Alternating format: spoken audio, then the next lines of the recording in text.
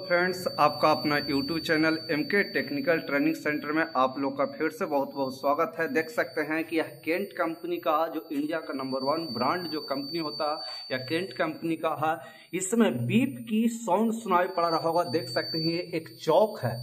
चौक जिस प्रकार ट्यूबलाइट में जो चौक रहता है और इसमें बीप की आवाज सुनाई पड़ता है। ये पानी को आउट नहीं करवाता, मैं इन करवाने का कार्य करता है। इसमें क्या प्रॉब्लम हो सकता है आपको नजदीक से दिखा रहे हैं कि इस चौक में थोड़ा सा उठाइए तो इस पर को पकड़िए।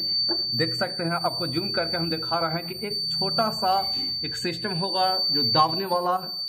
देखिएगा कि देख सकते हैं जो काले टाइप का जो दिखाई पड़ रहा है, काले टाइप का जो दिखाई पड़ा है, इसको जब बंद करके हम 8 से 10 सेकेंड तक हम दाब कर रखेंगे, इसको पुश करेंगे तो यह आवाज बंद हो जाएगा। ये इंडिकेट यही करता है कि इसका जो केंट का जो फिल्टर है ये खराब हो जाने का यह सूचित करता है। जब तक ये फिल्टर चेंज नहीं होगा तब तक ये सही नहीं होगा। अन्यथा अब बिना फिल्टर को भी चेंज किए हुए कुछ सेकंड तक आप सुरक्षित रख सकते हैं।